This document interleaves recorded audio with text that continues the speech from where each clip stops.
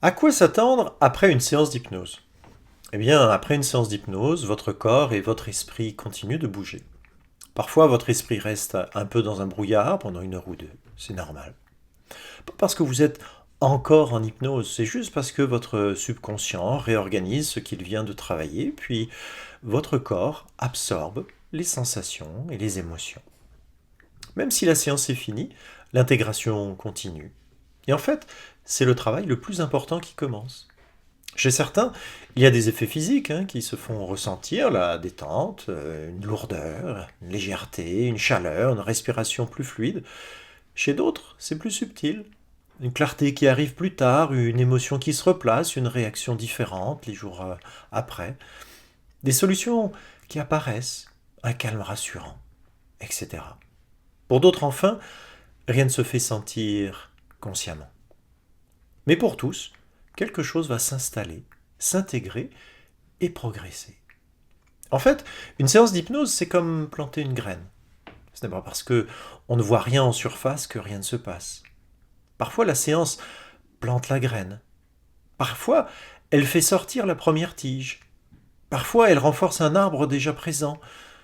Mais toutes les graines ne poussent pas pareil. Certains arbres poussent vite, comme le saule ou le peuplier.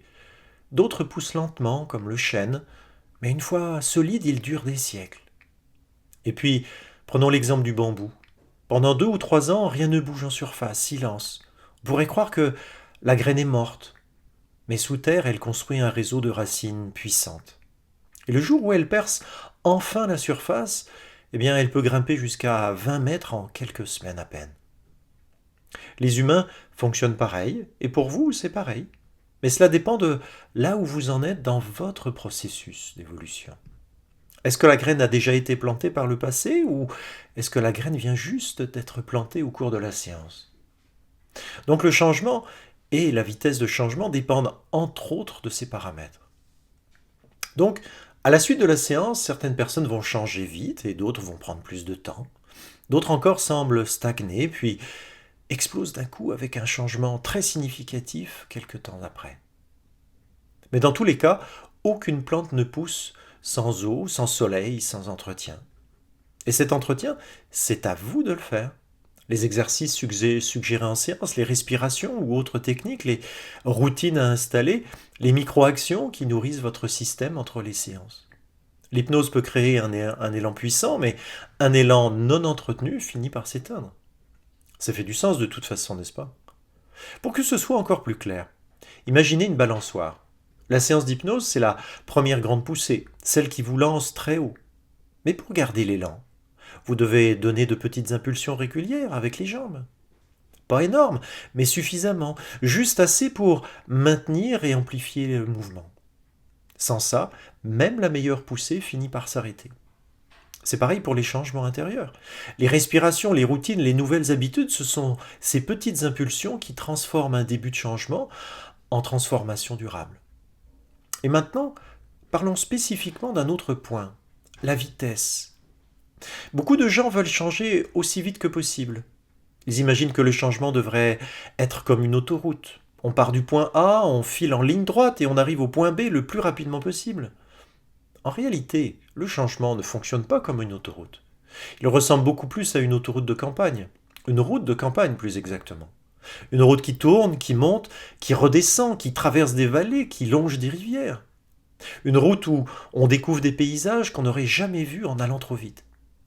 Des prises de conscience, des nuances, des ombres de soi qu'on ne regarde jamais quand on roule à 120 km/h. Les plus grands changements aiment le rythme des routes de campagne. Parce que ce rythme permet d'observer, d'intégrer, de ressentir et surtout de comprendre ce que l'on construit réellement. Tirer sur une plante pour la faire pousser plus vite n'a aucun sens.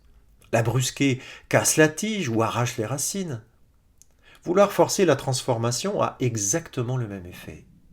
La patience fait partie du processus, mais pas une patience passive, une patience active. Vous avancez, vous nourrissez, vous observez, vous ajustez. Dans les jours qui suivent une séance d'hypnose, vous pouvez ressentir un besoin de calme, une émotion qui remonte pour sortir, une réaction plus douce face à quelque chose qui vous stressait avant.